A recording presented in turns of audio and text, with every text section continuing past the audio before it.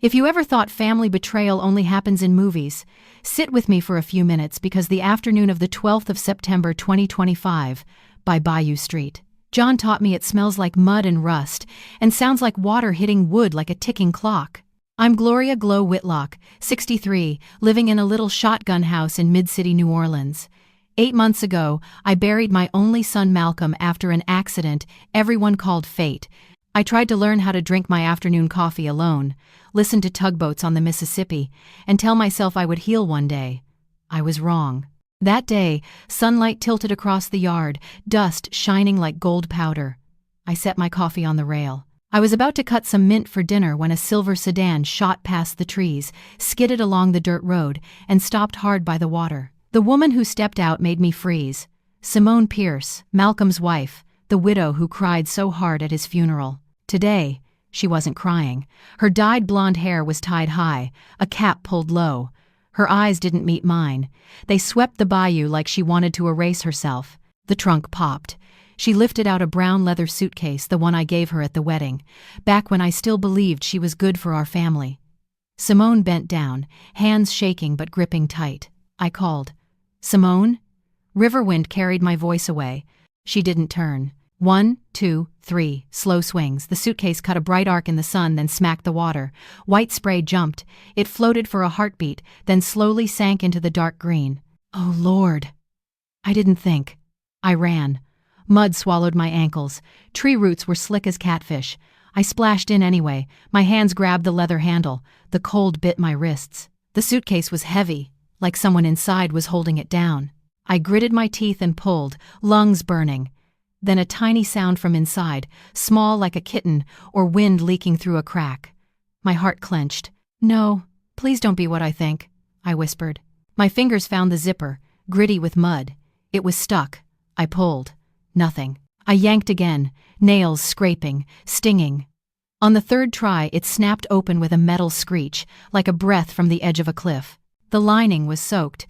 A faded blue quilt was wrapped tight around a tiny shape. My knees gave out. A newborn baby, skin pale and see-through, lips purple, the cord still tied with rough twine. Ari. The name slipped out before I could think. Amory, the name Malcolm once whispered in our kitchen on a rainy night. "Mama, if I have a boy, I'll call him Ari." I pressed my ear to the baby's chest. Silence. Then, a wisp of air, thin as thread, brushed my cheek. I leaped up, held him close, ran while dialing 911, praying clumsy words like someone who forgot how to talk to God. My fingers shook as I tapped the numbers. "There's a baby." Cold water. Purple lips. Address Bayou Street John, near the old iron bridge. I wrapped him in my apron scarf, pressed his face toward the warm light, hoping the sun would pink his mouth. The woman on the line was calm. "Keep him warm, skin to skin if you can. An ambulance is on the way." "Hurry," I said. "Please." I've said that word my whole life, but never meant now this much. When the siren finally rose in the distance, I looked up at the dirt road. The silver sedan was gone, tire marks twisting like the handwriting of a liar. And right then, I knew. Malcolm's death wasn't an accident. And this afternoon was only the first chapter of a book written in secret for a long time. A book about family betrayal so cruel it could freeze an old river. Friends, this isn't only a story about saving a life. It's a hunt for secrets buried in mud. It's a mother learning to stand up straight in the dark. It's a race between truth and lies dressed up with tears. If you want to know why a woman could throw her own blood into the water, why an old mother like me would walk alone into a black warehouse by the industrial canal at midnight, and how a thin breath can spark a whole new life, watch this video to the end. Don't look away. Somewhere between the ambulance siren and the church bell, you'll see the real face of family betrayal, and maybe the path to survive it. Sirens cut across the water. Red and blue lights danced on the mangrove trees by Bayou Street John. I knelt in the mud, holding Amari Ari against my chest. My wet shawl stuck to me like a seashell. The Noam's ambulance slid in, and the back doors flew open, a bright slice in the fading light. Harold Hank Collins gray at the temples, a deep voice like a brass horn at night jumped down first. Behind him was paramedic Annika Rivers, small but sharp-eyed, like a surgeon's knife. "How many weeks is the baby, ma'am?" Hank asked, already pulling on gloves. I don't know. Just born. The cord is still here, I stammered.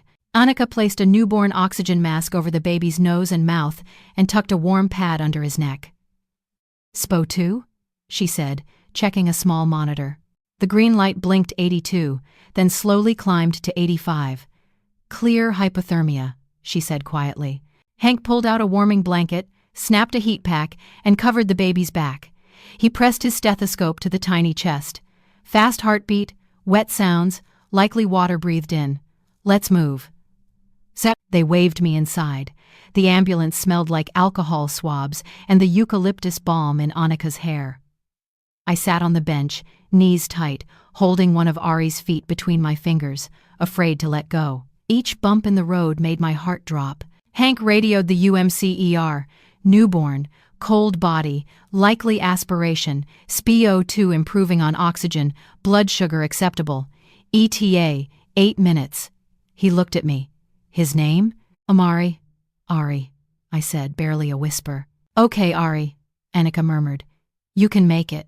I stared through the back window. The dirt road had swallowed Simone Pierce's silver sedan, leaving only 2 tire tracks like claw marks on the water's back. In my head, the sound of the brown leather suitcase hitting the bayou kept repeating one answer to a question I feared to ask. Why would a mother throw away her child? Is family betrayal at its worst as cold as stone and as heavy as lead, so heavy it lets them throw away their own blood? The doors opened straight into the pediatric ER at University Medical Center, New Orleans. White lights cut the air. A team in pale green washed over us like a tide. Dr. Jason Carter held a black marker and asked as he walked, "Time in water? Rough estimate?" I heard a sound, maybe a few minutes. "I don't know exactly," I admitted, ashamed I couldn't count the seconds while racing them. "It's okay," Jason said, calm, eyes steady. "Warm the core first, help breathing, check for aspiration. Transfer to the NICU. Page Dr. Maggie Shaw." They placed Ari on a radiant warmer. The wet quilt came off like old skin. A nurse rolled in a heater and heat lamp. Warmth rose. A tiny suction tube slipped into his mouth, little tick-tick, sounds like rain on tin. Thin fluid came up from his lungs, clear as long-held tears. The monitor went beep, beep, beep, steadier now. SPO 2 to 90, then 92. I realized I'd been holding my breath. "Are you family?" a woman's voice asked behind me. I turned. Nurse Denise Brooks' kind face, eyes like a dry, warm blanket. "I'm Gloria Whitlock. The grandmother," I said. The word grandmother came out like a spoken vow. Denise nodded and set a light coat over my shoulders. "You're freezing. Let us work. You stand here and watch him." Dr. Margaret Maggie Shaw arrived, gray hair clipped back, voice soft but strong as hardwood. "We'll warm his center, watch electrolytes, do a chest x-ray to see how much water he breathed, and start antibiotics if needed. The first 48 hours matter a lot, Miss Glow." "I understand. Just please." My voice broke. "We're here," she said, touching my elbow just enough to hold me up. Everything moved like a careful dance. Tiny tubes placed, lines taped, metal trays clicking, pens sliding over forms. I thought I was old, but my heart pounded like I was 20 in the first rain. I could lose him in a blink. In that fear, I saw a strange picture. Simone in her white wedding dress, smiling under my porch. So many hugs. So many dinners, so many mama glows. Were they only a mask covering another plan? If so, the blade of family betrayal didn't stab my heart today. It cut Malcolm's brake line 8 months ago. "Miss Glow." Denise handed me a cup of warm water. "Sip this." "Will he live?" I asked like a child. Denise didn't promise. She told me what I needed. Ari is fighting, and we'll fight with him. A young NOPD detective poked his head in, but Maggie waved him off. 5 minutes only. Questions later. Then she turned to me. "You can stand by the incubator when we take him up to the NICU. Just don't touch the lines." "Yes," I said. The word fell like a small stone into water, making circles. Yes to the plan. Yes to the fight. Yes to the duty I took on when I pulled that suitcase from the bayou. We slid down a long hall that smelled of cleaner. The elevator dinged. In the glass-lit NICU, each incubator was its own small world, glowing like lanterns at a night market. They set Ari inside. Stickers went on his chest. wrist, and ankle. I stood outside, hands clasped to stop the shaking. An old memory flashed. The night Malcolm was born, I stood the same way, counting breaths, hearing beeps only back then no one wanted him dead. "Miss Glow," Dr. Jason Carter said, voice steady like the bells of Street. "Lewis Cathedral. We'll update you each hour. If things go well, tomorrow he may breathe more on his own. Right now the best thing you can do is be here." "I'm not leaving," I said, "even if I have to stand right here till morning." Denise rolled a chair to the incubator window. "Sit. Tell him about Malcolm." Babies like family voices. I leaned close to the small opening and whispered, "Ari, your dad played the horn terribly, but when you'd sleep, he'd play soft just to hear you laugh in your dreams. He said if he had you, he'd teach you to hear the Mississippi roar in the rain." As I spoke, my voice shook less. Each word felt like a stitch closing a tear in my heart. Behind the glass, Ari's chest lifted and fell, a steadier rhythm. Outside, night settled on New Orleans. The NICU windows reflected the city like a never-ending jazz song. Somewhere out there, Simone hid among neon lights and signs. But right now, all I had to do was keep my eyes on him, watch the numbers, and let my heart beat with the beep. Because if family betrayal is a blade that cuts the dark, then patience and love are the red thread that can sew it back together. And I swear, with every one of Ari's heartbeats, I will sew until the very last stitch. The night in the NICU felt like a jazz song. Soft lights, machines going beep beep like a drum. Gloria Glow Whitlock sat in a plastic chair by Amari Ari's incubator, counting each tiny breath like a thin thread. Nurse Denise Brooks gave me hot cocoa. "Warm your hands," she said, "then talk to him." I was telling Ari about the first time Malcolm tried to play the horn on our steps when the sliding door opened. A cool breeze and firm footsteps came in. Detective Maya Jefferson walked in wearing a light NOPD coat. Her hair was in a high bun, her face was calm, but her eyes were bright, like Canal Street lights at dusk. A young officer stood beside her holding a tablet. Denise nodded and stepped back so we could have a quiet corner near the soft breathing of the machines. "Miss Glow?" Maya asked, making sure it was me. "Yes," I said, standing up and feeling how stiff my knees were. "I need to hear everything again," she said. "From the first moment you saw Simone Pierce to when you called 911. Slow and detailed, please," I told her. The sun at a slant a little after 4 p.m., the sound of tires on wet dirt, the brown leather suitcase swinging in the air and hitting Bayou Street John, the suitcase handle slipping, my finger bleeding when I yanked the zipper, and the thin sound of a baby's breath. I told her how I shouted, "Simone!" but the wind carried my voice away, and how the muddy smell crawled up my collar. Maya didn't interrupt. She nodded, her eyebrows lifted when something was unsure. She wrote short notes when things were clear. "Do you remember the exact time you called 911? She asked. "About 4:40 something, I said. I glanced at the kitchen clock when I set the baby on the table. The young officer handed Maya the tablet. On the screen was a bright parking lot. The top corner showed 1720, Canal Street Market. A silver sedan was clear in the frame. The plate number, zoomed in, made my back go cold. The suitcase wasn't in the picture. Just a woman's shadow with a dark cap pulled low and blonde hair tied up. "Our camera shows Simone's car entered at 16:05 and did not leave until 17:23, Maya said evenly. "You called 911 at 16:46. Our dispatcher confirms it. That means if the parking lot time is right, her car was on Canal when you say you saw it at the Bayou." I felt a tiny snap in my chest, like a spring breaking. "You're saying I was wrong?" "I'm saying there's a conflict," she said. "Some cameras in New Orleans have the wrong time, especially after power cuts. It could also be that there are two similar cars. Did you see her face?" "I saw blonde hair, a cap, and Simone's walk, and the suitcase. I gave it to her," I said. My voice rose. I made it calm again. I called her name. She didn't turn. Maya nodded. "Body shape and walk can tell us a lot, but the law needs proof. I'll check the parking lot clock, pull ALPR data on roads between Canal and the Bayou. It's also possible someone else had Simone's car key." The young officer stepped out to make calls. I looked at Ari. His oxygen number jumped from 92 to 94 and back to 93, like a baby learning to swim. In my mind, I saw Simone in her white wedding dress again, calling me Mama Glow, serving jambalaya, laughing bright as popcorn. If it was all a mask, then family betrayal really does wear pretty jewelry so we don't notice the knife under the sleeve. The door opened again. Imani Wallace from DCFS came in with a file. "I'm sorry to interrupt," she said, "but I need 5 minutes to explain temporary custody steps for the baby." Maya moved aside and stood by the door, quiet as a listening shadow. Imani sat so our eyes met. "Right now, Ari is a high-risk infant. The state holds temporary responsibility until we confirm family ties and safe care. You say you are the grandmother.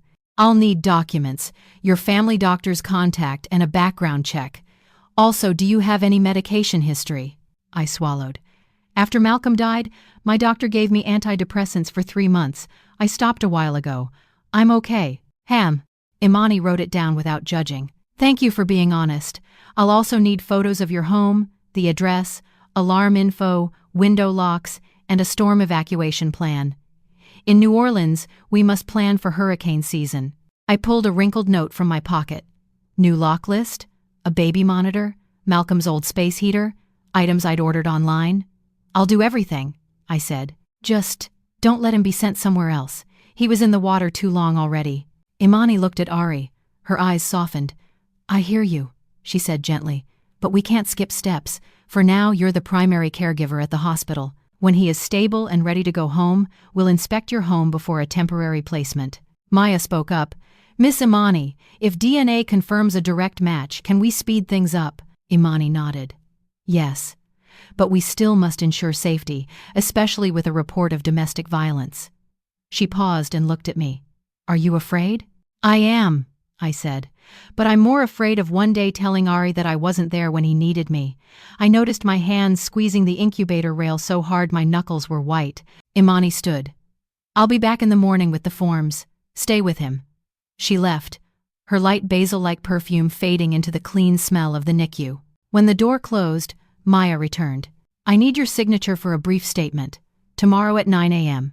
Can you come to the NOPD station on Broad to give a full statement? If Ari is stable, I'll go. If the doctors say I must stay. We'll come to the NICU," Maya said.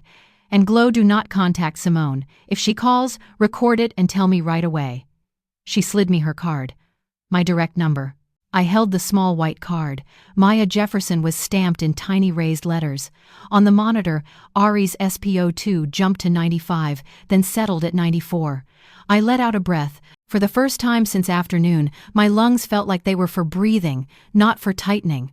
"One more thing," Maya said, still watching Ari like he was a piece of evidence too. "Do you remember anyone close to Simone? A best friend, family, someone who might hide her?"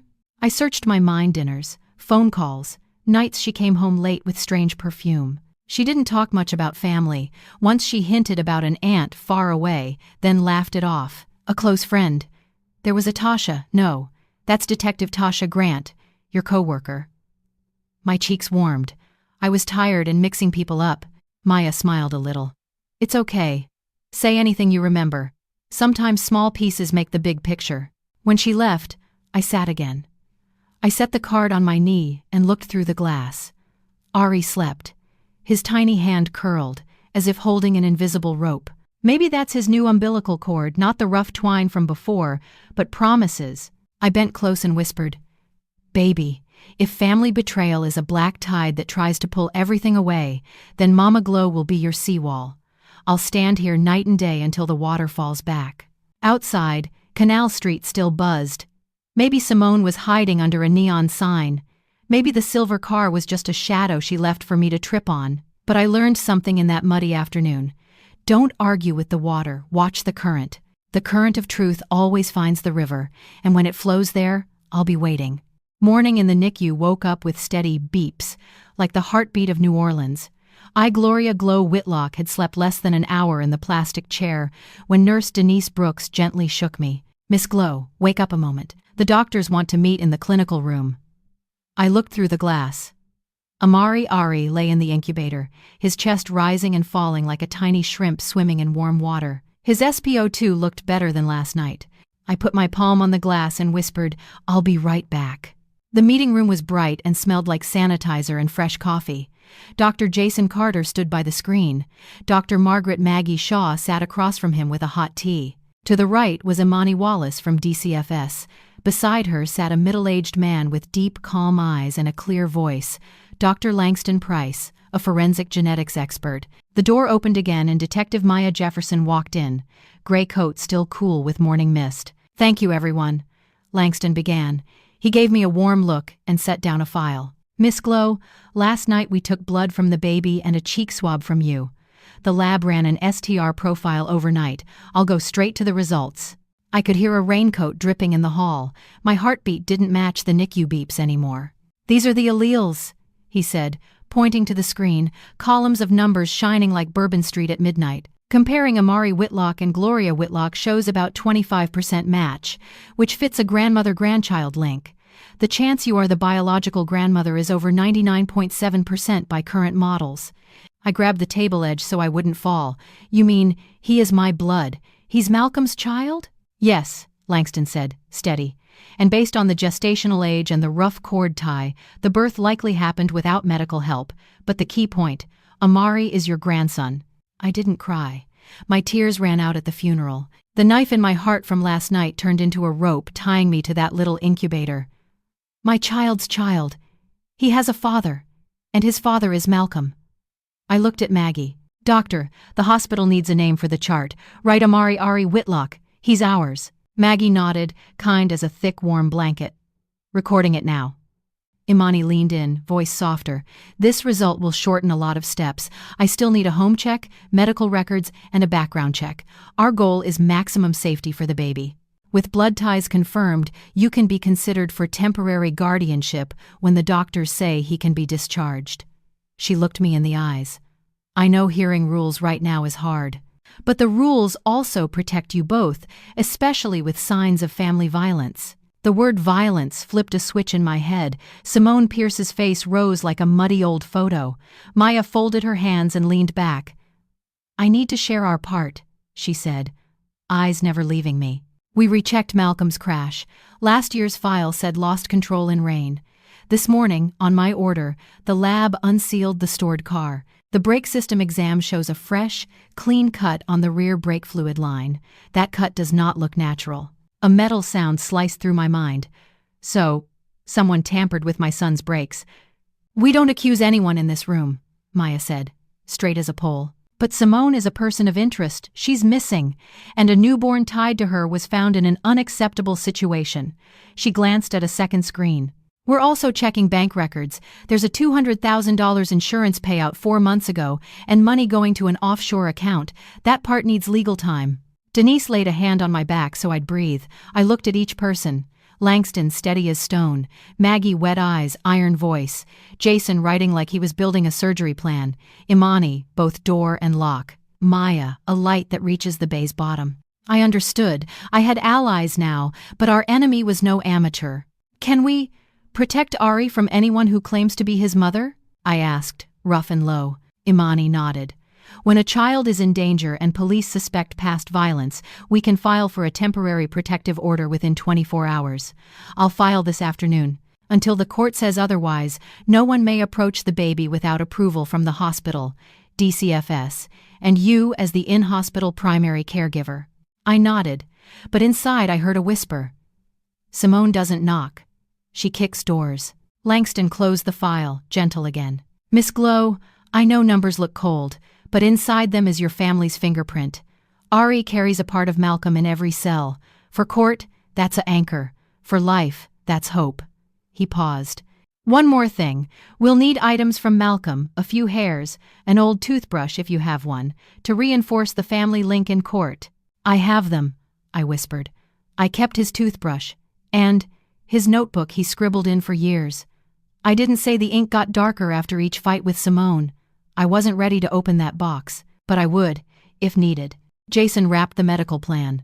"Today, keep warming, watch blood gases, repeat chest x-ray in 6 hours, start prophylactic antibiotics. If things go well, this afternoon we'll try to lower oxygen support and see."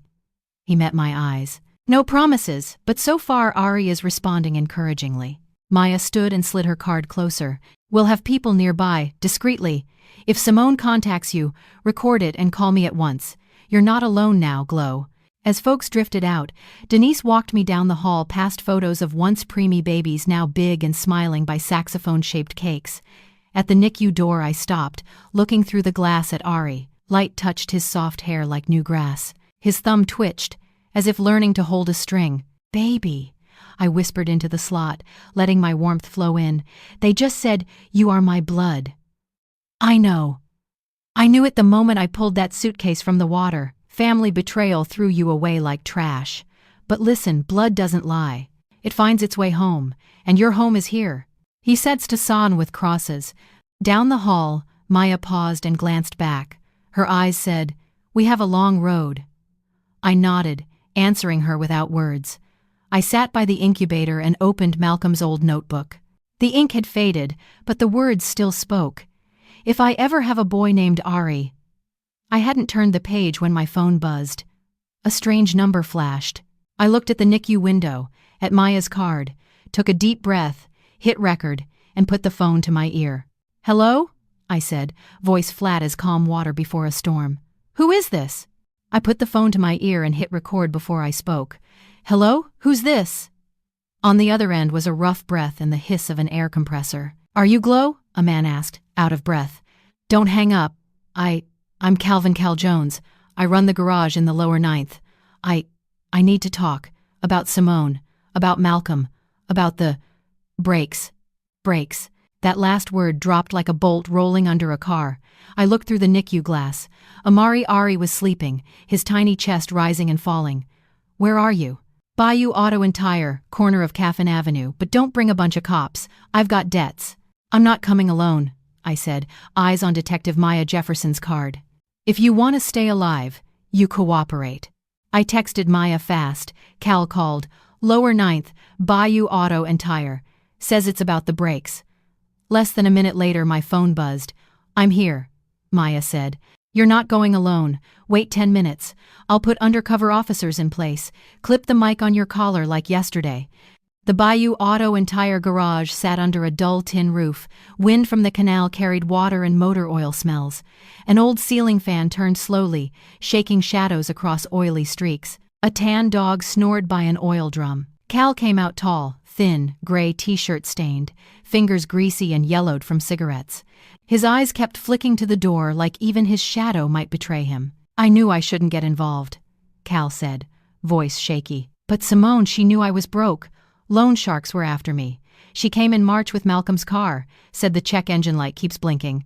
"Then she made an offer." "What offer?" I asked, tight. "Make the brakes," a little soft. She said it like a joke. "I thought you knew."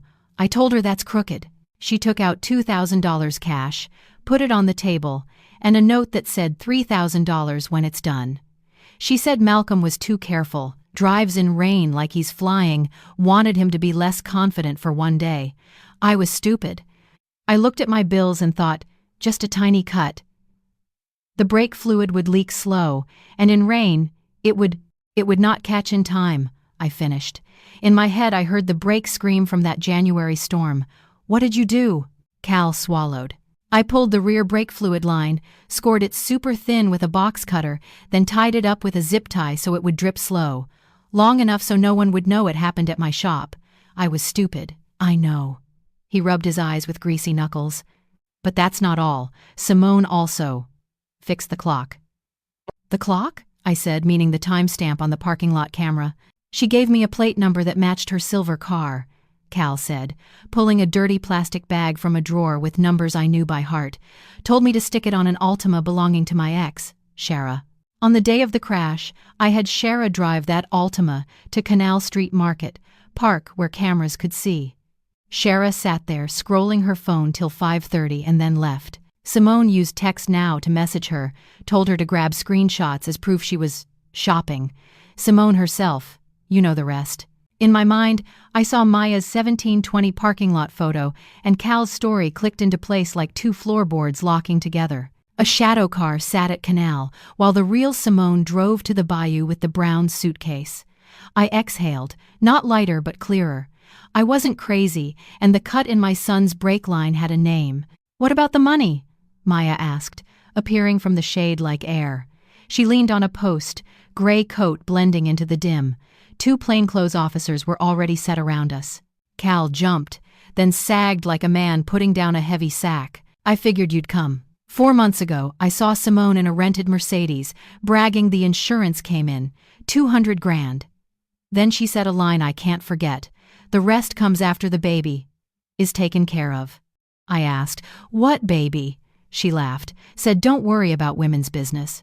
After that, I hooked her up with a buddy who moves money, a shell company in Nevis. I have receipts showing cash turned into money orders in batches.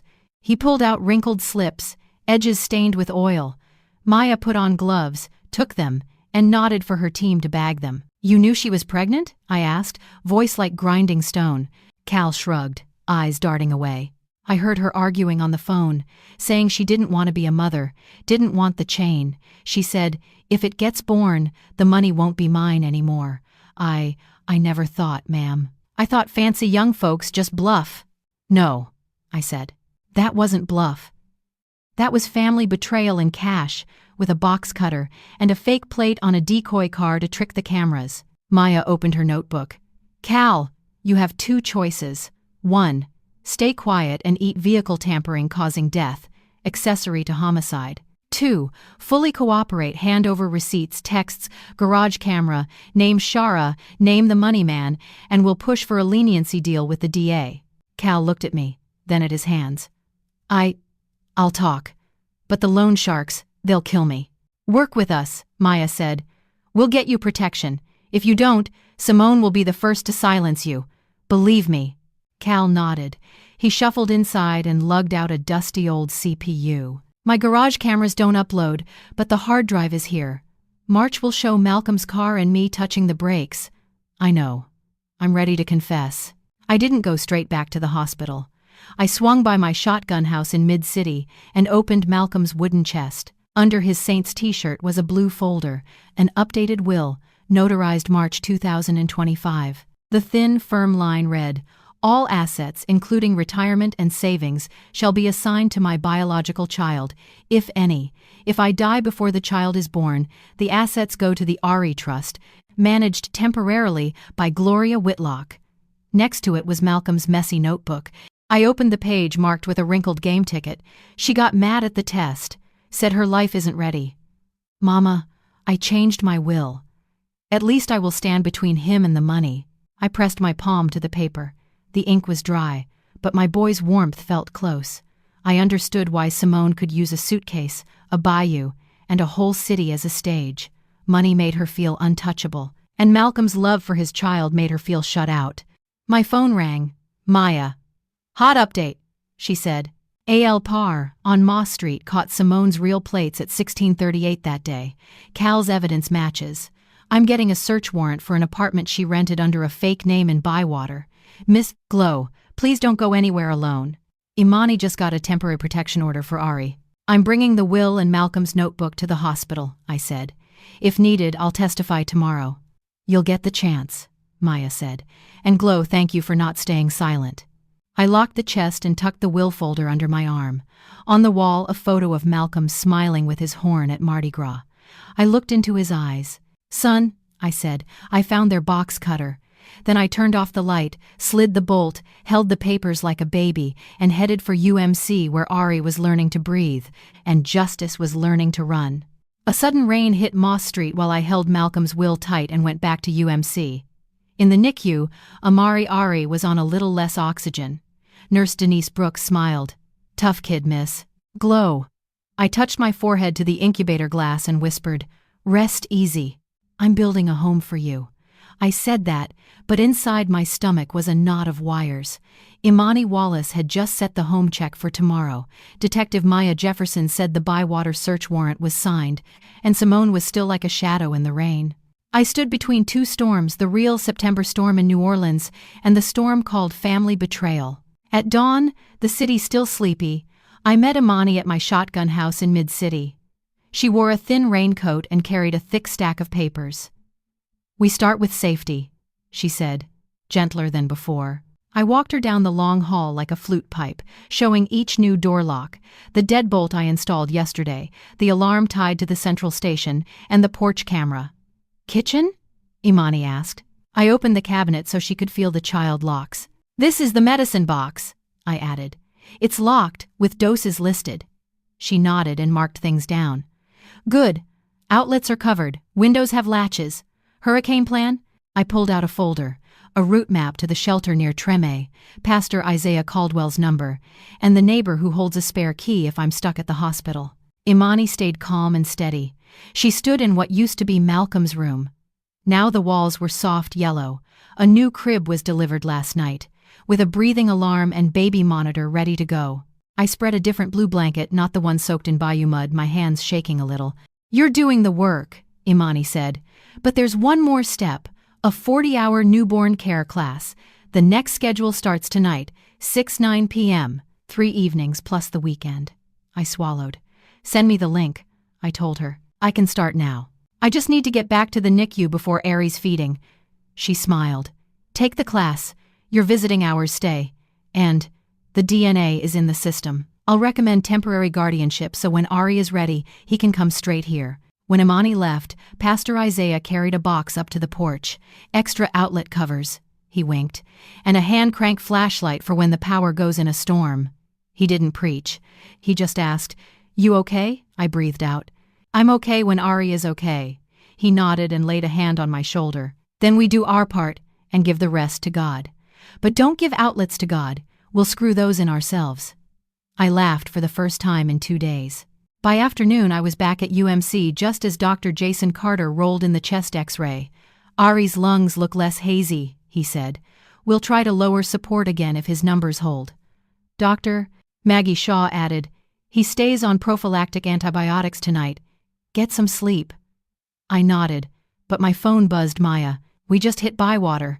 Found an online medical kit. Gloves, mini scalpel, cheap cord clamps. Also a cabin rental receipt in Pearl River from last week. Simone isn't there, but there are signs of a delivery." Pulling gas station cameras nearby, I heard rain tapping a tin roof through the call. Each clue felt like a stitch tying a warm quilt around Ari. That evening I went to the newborn basics class at the community center. A dozen young moms in loose tees and ponytails. Me, 63, with tired knees. The instructor brought out a real-weight baby doll. "Who's never swaddled?" Hands went up, mine too. Fold, open, fold, open. On the third try, the cloth hugged the doll's neck just right, and I could almost see Ari sleeping safe. Next came infant CPR. In my mind, I heard Malcolm's horn and kept the rhythm. 2 compressions, 1 breath, steady and calm. When class ended, my phone pinged. Imani sent portal access for background check, health screen, income list, my pension and small savings, and 3 reference letters. I texted Pastor Isaiah, Denise, and the corner store owner. All 3 replied, "I'll write it tonight." That night, I dozed in the NICU chair, one hand on the glass. Around midnight, a tiny red dot streaked across my porch camera feed. 2 headlights slid slow, then went dark. I zoomed in. A dark sedan stopped at the corner, engine low, then left. I sent the clip to Maya. She replied, "Got it. Could be our surveillance. Could be not. Lock up tight. We'll increase patrols." I looked at Ari, still breathing steady. I leaned close. "Whoever's out there, Mama is here." Next morning, the Orleans Parish Court smelled like pine and old paper. Judge Patrice Lewis had salt and pepper hair, bright eyes, and a deep voice. Imani stood on my right with her file. Maya on my left, gray coat, neat, quiet as stone. I stood at the wooden rail like at a cross. "Miss Gloria Whitlock," the judge said, "I've read the file. DNA confirms a grandmother-grandchild link. Risk of violence is under investigation. Home safety plan and hurricane plan are on record. Temporary background check is clean. Newborn course in progress." She flipped a page. "The hospital reports good response. If no complications, discharge review in 1 week." I swallowed. "Your Honor, I only ask for permission to bring my grandbaby home when the doctors say yes." "Continue to," Imani spoke, firm. "DCFS requests a temporary protective order barring Simone Pierce from the child and caregiver, and temporary guardianship for Miss Gloria Whitlock for 180 days, with monthly home checks." The state's attorney nodded. "For the child's best interest, especially with signs of family betrayal, causing physical harm." Judge Patrice thought a long moment. I heard the court clock tick like shoes on a wet sidewalk. Then she looked up. The court grants the requests. The protective order is effective immediately. Temporary guardianship for 180 days to Miss Gloria Whitlock, with regular oversight. When the hospital confirms the child can be discharged, DCFS will arrange the home placement. Any contact requests from the biological mother are suspended until investigators and the court make findings. She paused, met my eyes. You stood up where many would fall. Remember, from now on, every step is on the record. Let your kindness differ from their cruelty as clearly as day from night. The gavel fell. I didn't cry. I looked at Maya. She gave a small nod that said, "One front, one. More to go." Imani squeezed my hand. "Back to the hospital. I'll send the order to them now." On the courthouse steps, the rain had stopped. The sky was rinsed clean, smelling of warm earth. I lifted my face and took a long breath. In the light, I almost saw Malcolm swinging his chipped paint horn. "Son," I whispered, "I set solid ground under Ari. For the rest, I'll walk with Maya, Imani, Denise, Isaiah, and with you." My phone buzzed. Denise sent a photo of Ari asleep, cheeks pink. Under it, a short line, "He's waiting for you." I smiled, hugged the court order to my chest like Ari himself, and hurried down the steps. The city rose to a busy hum again, and home was calling us. That day sped by like a jazz song on fast forward. The temporary protection order hit the system. Imani emailed me the confirmation, and Denise texted another photo of Ari sleeping quietly in the NICU. I was about to nap when my phone buzzed unknown number, the screen black and shiny like water before a storm. My gut told me to hit record before I answered. "Miss Glow." A dry, papery woman's voice hissed through the speaker. "Long time no talk." I didn't need to see her face. "Simone, keep your voice down. Hospitals have ears." She laughed, a sound like nails on a coffin lid. "I want my baby, and I want what Malcolm left. 500,000 the insurance plus that airy trust of yours. Bring the money and the baby to warehouse 14 by the Industrial Canal tonight at midnight. Come alone. No cops. If I see a gray coat, I'll press one button and the fire alarm in the NICU screams, doors pop, and your baby disappears like smoke." I stared through the NICU glass at Ari, his tiny hand squeezed like he was holding an invisible cord to me. "He's not your baby," I said slowly. "He's Malcolm's blood, and the money." Malcolm put his name on it. "And you can sign it back," Simone said, light as air. "Don't preach to me." Family betrayal started the day your son chose an unborn kid over the wife breathing in his bed. "I just took out the trash for you." Her words hit me like a handful of dry ice. "Fine," I said. "Midnight, warehouse 14, but you will never touch Ari." "I'll touch the 500K first," she whispered. "Bring a carrier. I want to hear him breathe." Then the line went dead, leaving only cold hiss in my ear. I called Maya. She picked up on the first beat. I told her every word, every jagged edge in Simone's laugh. "Good," Detective Maya Jefferson said, voice strong as a bridge pillar. "We'll set the trap. You are never alone. I'll put lookouts on the opposite roof, a breach team behind the warehouse, spotlights and thermal scopes ready. You wear a button mic, tap it 3 times fast, and we move in. And when is now and with a tamed of there ported? What about Ari?" My throat felt sandy. "Ari stays inside the NICU with Denise and hospital security. We've asked to lock the fire exit doors by hand and post officers. You'll carry a fake carrier, warm blanket, 2 heat packs, and a breathing sound device. Denise will set it up. Simone wants to hear breathing? We'll give her a ghost." That evening, Denise took me to the supply room. She set out a new carrier, a breathing sound unit used for preemies, and a bag of warm packs. "I'm setting it to 40 breaths a minute," she said, threading the little tube like a musician. "Drape the blanket halfway so no one can see in. And remember, don't let Simone touch the carrier." She looked me in the eyes. "If things go bad, don't be a hero. Tap 3 times and get low." "I hear you," I said. "But if she points a gun at someone—" "Tap," Denise repeated. "Let Maya handle the rest." At 10:30 p.m., Maya turned my house into command. A big map of the Industrial Canal on my table, red and blue dots for people and angles.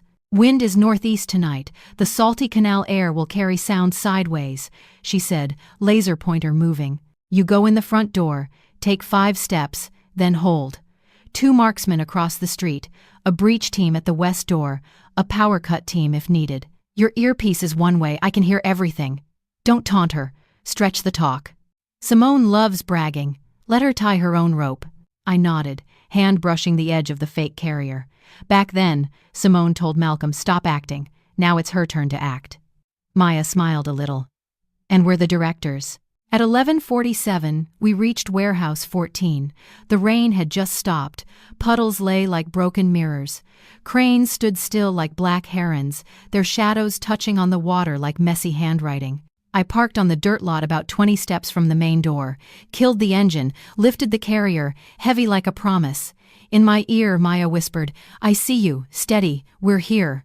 The warehouse door was ajar and squeaked like a groan. Inside was dark, a stripe of moonlight cutting the floor in two.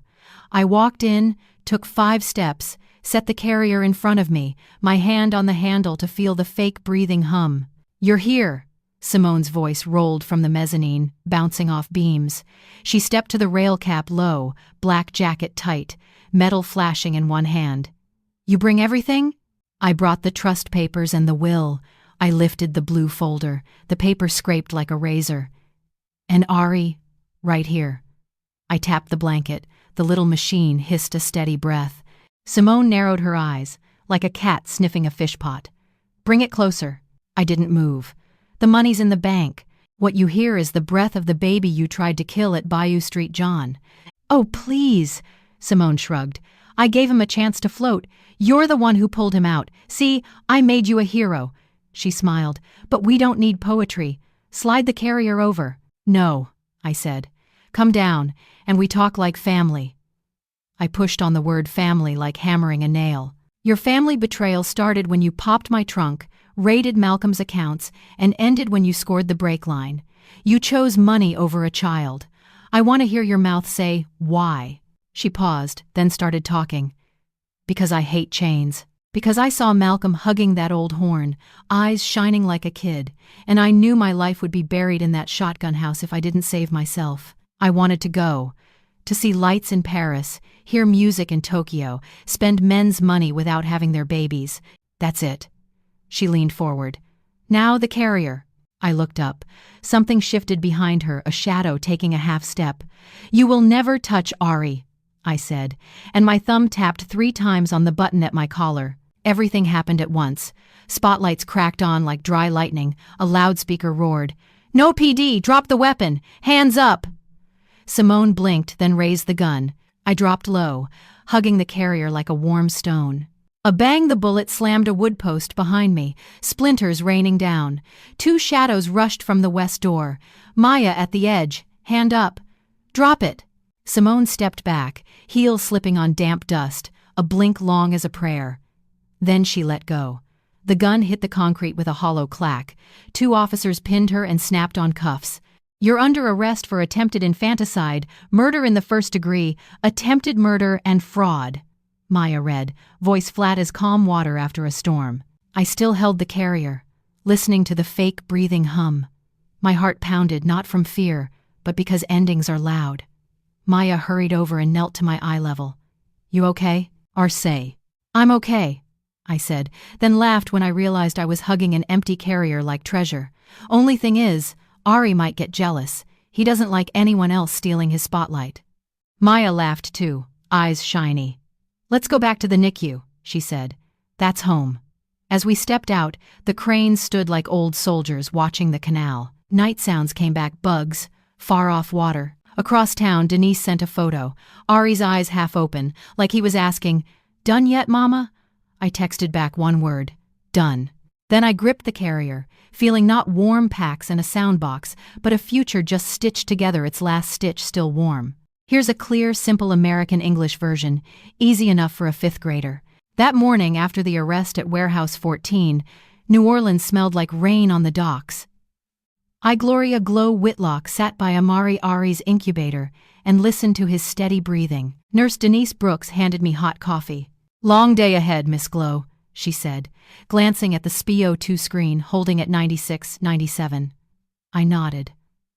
Across town, a woman woke up in a cold jail cell. Here, a tiny baby who almost drowned was learning to breathe. 2 lives, side by side, like black and white piano keys. A fast trial was set for a few weeks later. The prosecutor asked for a quick trial because the community was at risk and the evidence was strong. Judge Patrice Lewis agreed. Jury duty would start at the end of the month, right when doctors hoped to move Ari from the NICU to a special care nursery. We also heard that Simone was charged with 4 crimes: first-degree murder for Malcolm, attempted murder of a baby, attempted murder of a family member, May, and fraud, obstruction, fake plates, moving money, messing with cameras. Each charge felt like a tool turned back against the person who cut the brake line.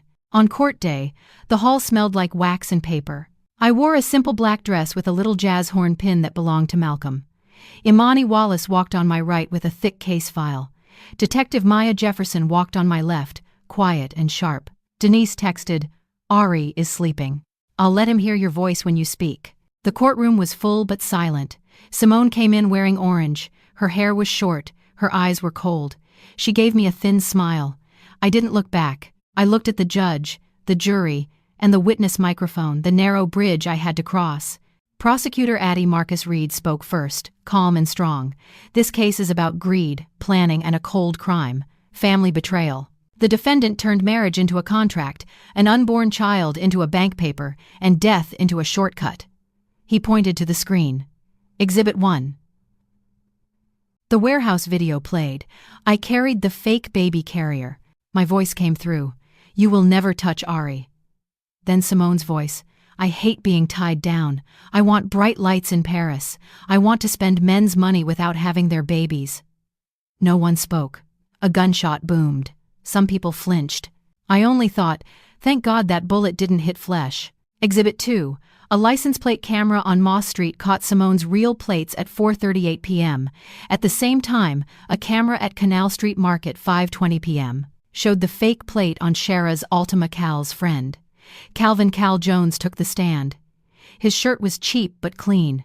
His hands shook, eyes wide. He told about the box cutter, the thin cut in the brake line, the $2,000 now, $3,000 later, the money orders to Nevis, and Simone's words, "The rest comes after the baby is taken care of." The room was still. When the prosecutor asked, "Do you know you just helped convict someone?" Cal looked at Simone and said, "I convicted myself for being stupid, and her for being cruel." Exhibit 3. Malcolm's March 2025 will, naming the Airy Trust, managed by Gloria Whitlock. Dr. Langston Price showed the DNA, about 25% match, meaning Ari is my grandson, with 99.7% certainty. Dr. Jason Carter and Dr. Maggie Shaw explained hypothermia, water in the lungs, and a rough cord tie. The word rough fell into that shiny room like a clump of Bayou mud. Then it was my turn. My right hand was bruised from an IV the night before. I put it on the Bible and spoke like someone with no tears left. "I'm not here for revenge. I'm here to name what happened. It wasn't fate. It was loosened bolts, a cut brake line, and a suitcase thrown into the water. It was a plan to kill a baby who didn't even know the word mom. My son is Malcolm. My grandson is Amari Ari. Not numbers. Not a problem for someone's profit." I paused. At the warehouse, the defendant said, "I hate being tied down. I hate ties too. I hate the rough rope that tried to tie Ari to the bottom of the canal. But I chose another tie. A promise. I promised to stand between Ari and any knife." The defense lawyer tried. Mental pressure, postpartum issues, poverty, and asked to throw out the warehouse video as police pressure. Judge Patrice listened, then ruled. The video was voluntary. The defendant brought a gun and fired it.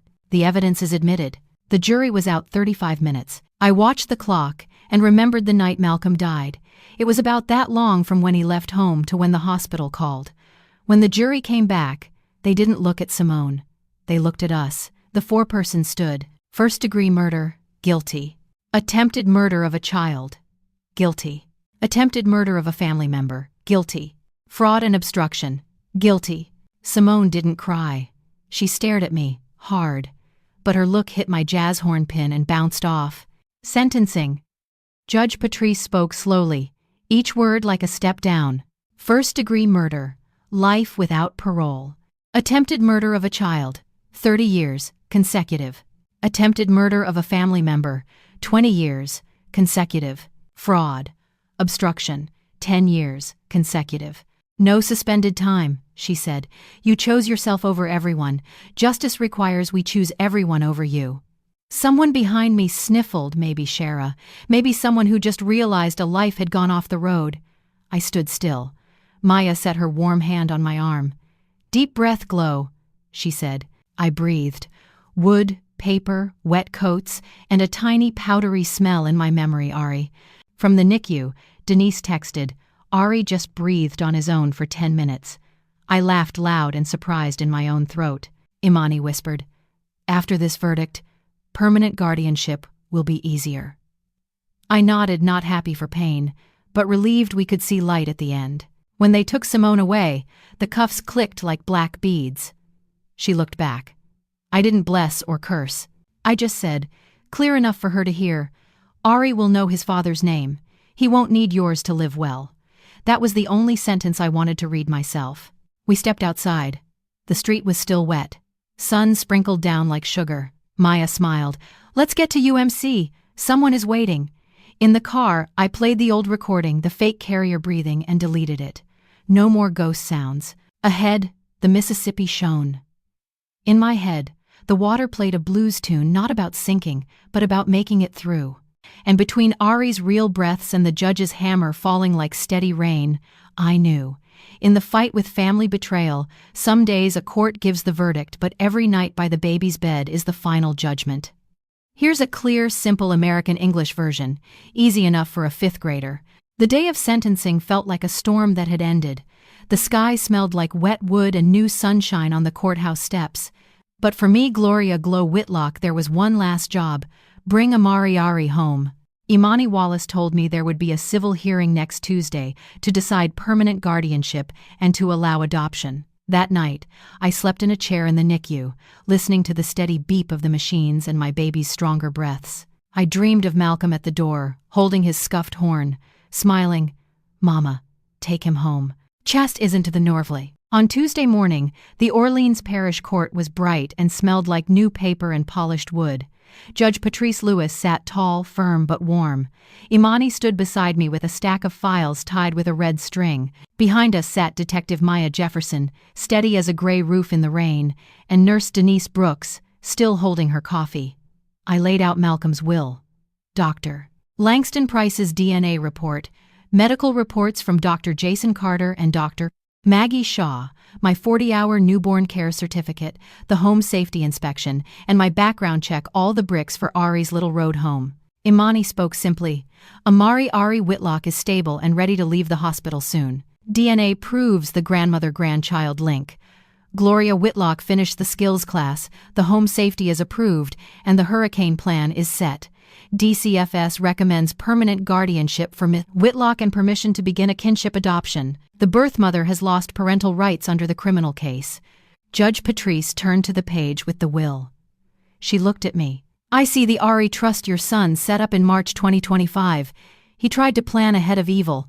Today, the court finishes that work. She paused. The court grants permanent guardianship to Gloria Whitlock and permission to start a fast-track kinship adoption. Any contact requests from the birth mother are void under the criminal judgment. Congratulations, Mother. Her gavel sounded like a warm, low note. I held the rail. For the first time, someone called me Ari's mother by law. In the hall, Maya gave me a quick, solid hug. That leg of the journey is done. Imani handed me papers. I'll arrange the discharge. Remember the car seat test. Bring bottles, diapers, a light blanket, and a calm heart, Denise joked. We don't hand those out. We laughed, soft as sun after rain. Discharge day. The UMC smelled like baby powder and the plastic of a new carrier. Ari was in the special care nursery, off oxygen, eating well. The car seat test ran 90 minutes. He sat buckled with a 5-point harness, a monitor on his heel. I sat across from him, counting breaths like beads. Dr. Maggie Shaw leaned in. He's a calm little guy, isn't he? I nodded, eyes on his rising chest, wondering when I'd stop counting. Nurse Denise brought a going-home bag. Thermometer, tiny syringes, a page of warning signs, the vaccine schedule, and a 24/7 number. She held my hand. When he fusses, breathe with him. When you feel worried, call me. And remember, on night 1, don't try to be perfect." I hugged her. "Thank you," I said, knowing thank you wasn't big enough. We rolled Ari to the door. Maya stood there in a dark purple cardigan instead of her gray coat. She bent to the baby. "Hey, little man, your freedom has paperwork now." I buckled him into the car seat and checked the straps again. As we drove, the city opened like a new page.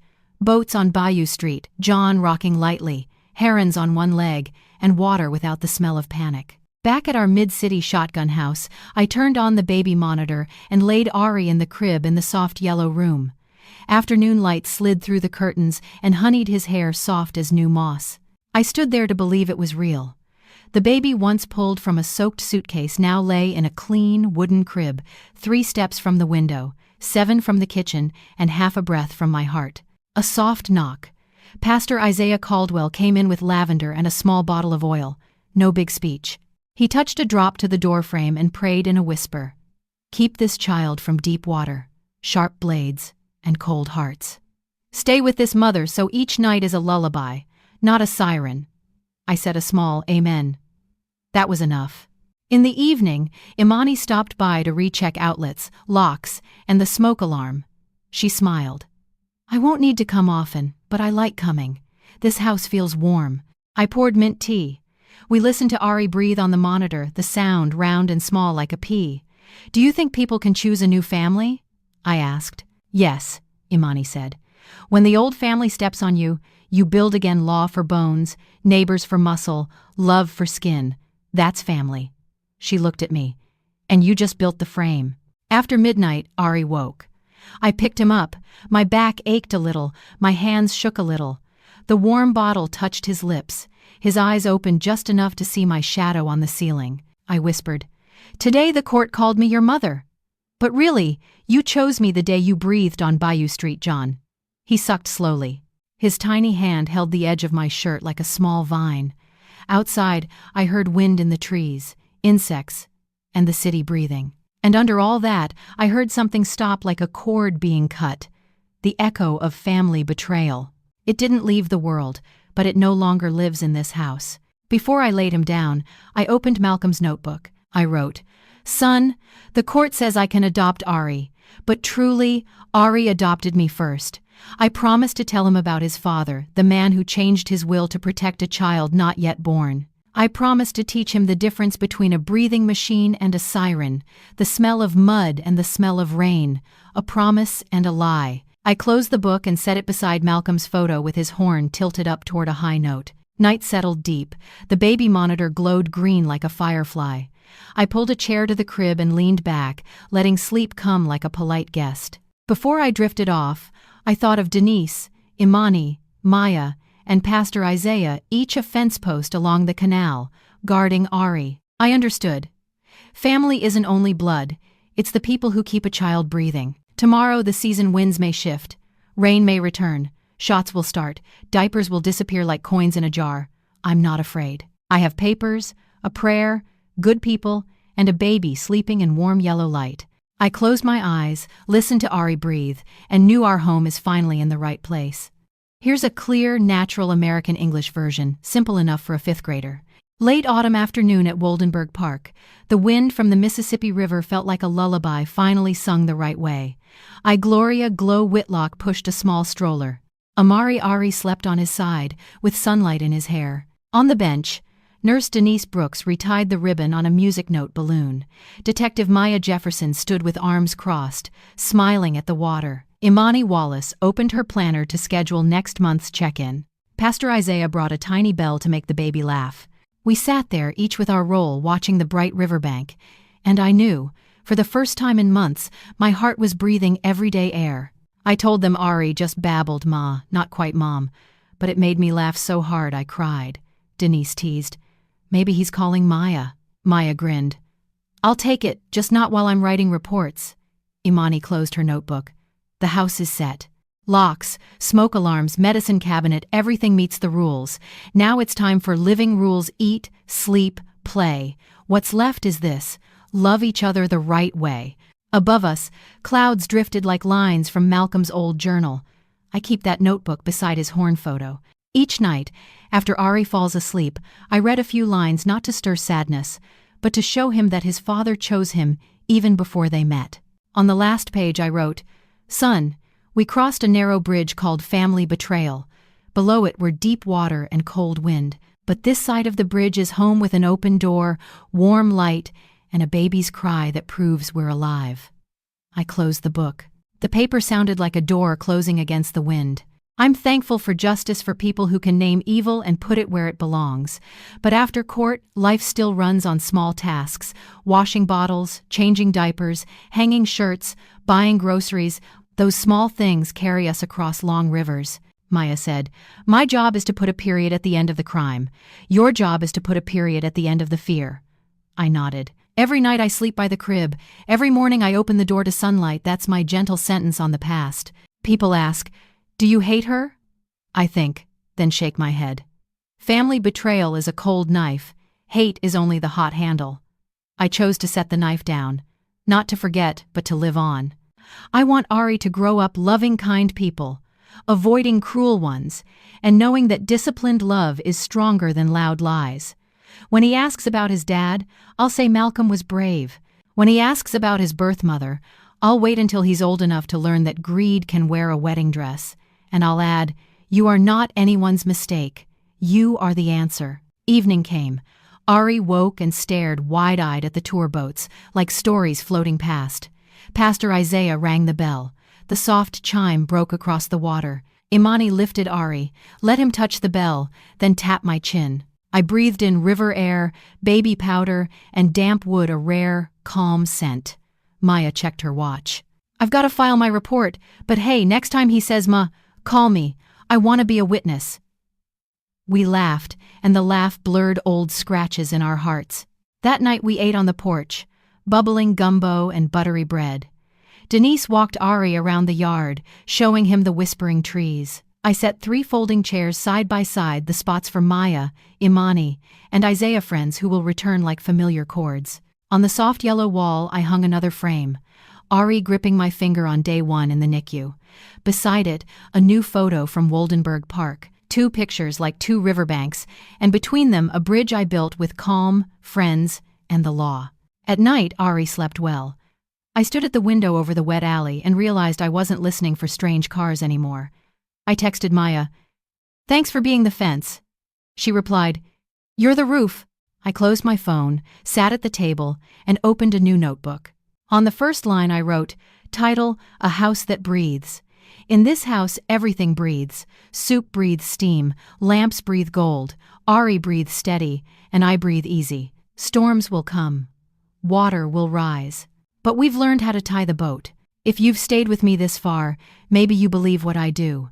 Evil can win a few rounds, but kind persistence wins the long fight. I can't promise my child a life without rainy nights. I promise every rainy night will have a light on and open arms. And if you ever stand by a dark pool of water, remember, say the truth out loud, open the suitcase, and hold what needs saving. Life will help you stitch the rest. This chapter ends here, but the River City still has more stories. In the next video, I'll tell you about the letter with no address found inside Malcolm's old horn and why it changed how I teach Ari to say, "I'm sorry." If this story moved you, please subscribe so you don't miss the next part. Not satisfied yet? Leave a comment to help us improve. And if you still don't like our video, please hit like anyway so we have motivation to learn and make the next ones better and more fitting. Thank you for watching to the end. And don't forget to tap the end screen to see more videos waiting for you.